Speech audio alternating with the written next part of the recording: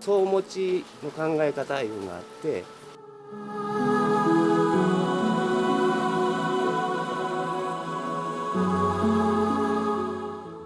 遠江の国の中心である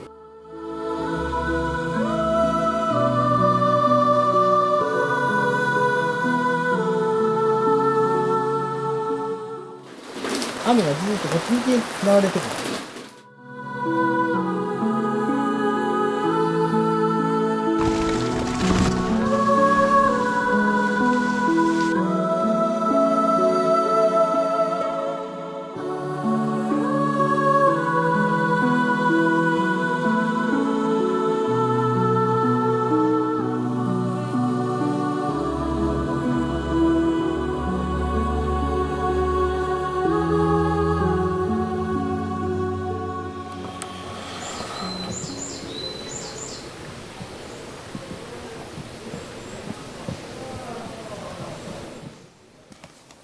山を登ります。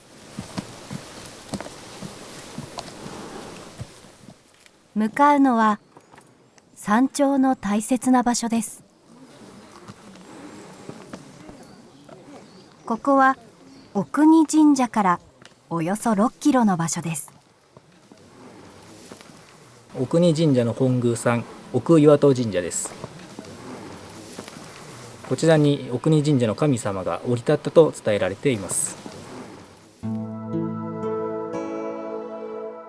奥国神社の背後に広がる広大な鎮守の森。奥岩戸神社は山頂にひっそりと立っています。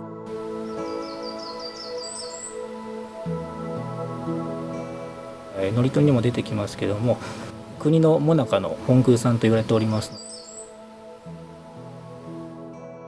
遠江の国一帯が見渡せる場所でもあります。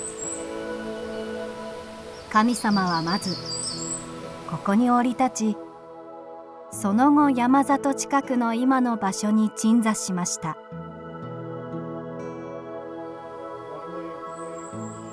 奥岩戸神社は今も毎月お参りがされる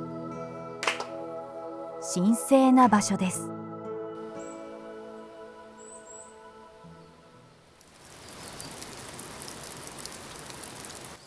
その頃神社では、山口さん、今日はどういった作業をされますか？今日はメッシュシート、壁にシート貼ったりします。足場の壁にメッシュシートを張ります。雨風から社殿を守るためです。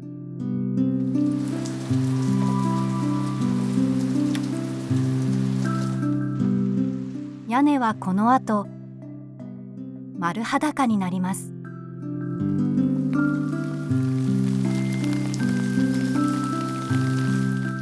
工事をするための大切な準備です。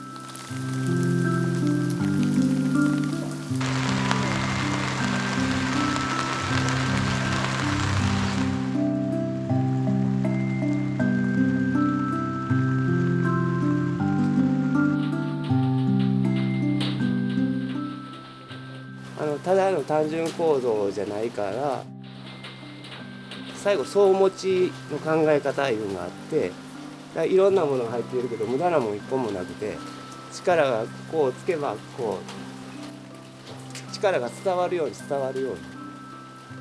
変なもん食ったらそこに力がいくんでバランスが崩れるんで、そこを念頭に置いて取り付けしてるんですけど。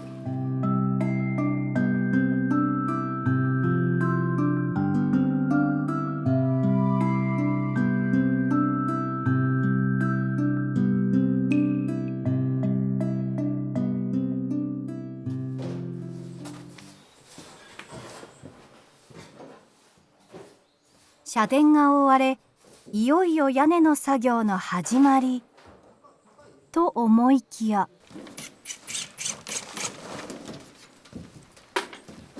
まだまだ準備段階ですね。屋根引くまでにゴムが建物の中に入らないように養生をやってるところね。作業床にブルーシートを敷き詰めます。カンナくずとか木くずが出るから、それを下に落ちないように、ずっとね参拝者も入ってこられるから、それを落とさないっていうのも、安全にも関わることだし。ブルーシートと足場の壁がゴミの広がりを防ぎます。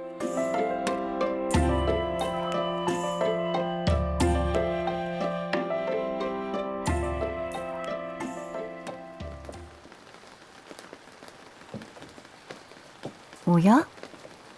村上さんが屋根を気にしています。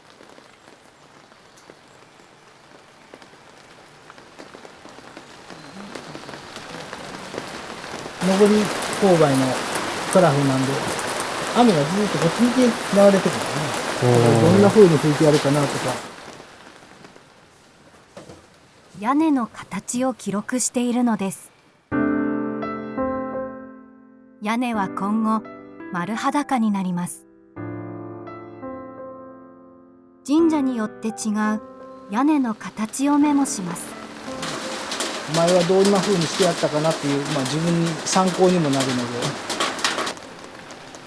これ123っていう飾りやね。ちょっと段がつけてある。で順番に薄くなってで、こういう飾りもいろんなやり方があるから、ここはどんな風にしてやるかな。参拝者から目の届かないようなところにも飾りが。そうそう。でもこれ今度引き上がるとメリハリが出るから、あんなもんがついてるんやなっていう。でも屋根やないと気がつかんかもしれないね。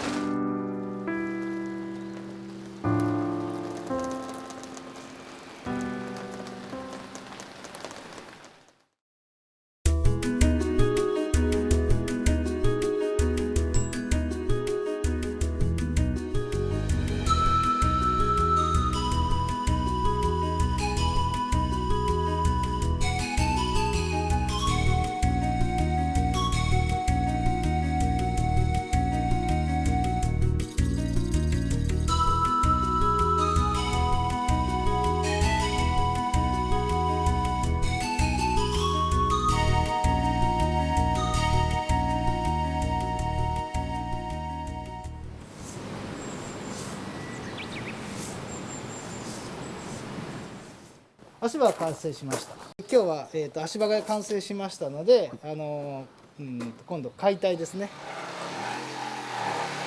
いよいよ古い屋根を取り除く作業です。鬼瓦の部分にあたるこの大きな飾りを取ります。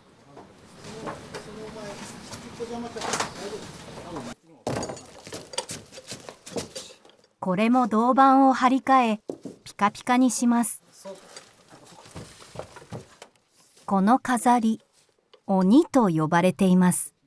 中までぎっしり鉄で詰まってるんですか？木に彫刻があって、それに銅板を焼いた銅板をこう打ち付けていくっていうか。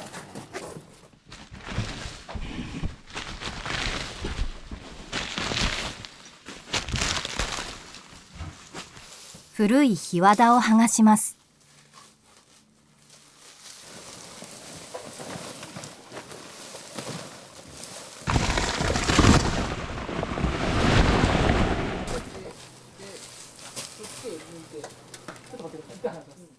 苔が表面にびっしり生えています。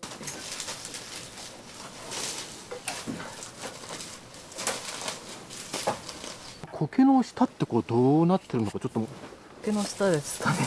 ちょっとめくるともう檜皮が出てくるんですけど、でちょっと砂っぽいんですよ。苔の。そうですね。断層にも重なってるんで、下の方は大丈夫っていう風になってるんですよ。本当だ。下に行けば行くほどこうやって綺麗な本当だ。のが出てきて、下の屋根の中には水が漏らないという風になっております。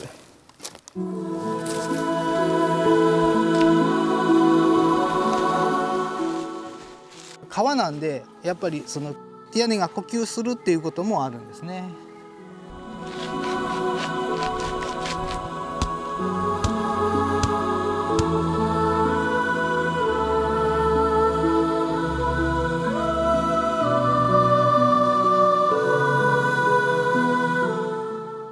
で日和田はやっぱり乾きすぎると悪くなるんで、ある程度の湿気も欲しい。だから昔から神社の森っていうその環境がね、日和田には必要やなっていうのは、だから小国神社は最高なとこやなって思いますけどね。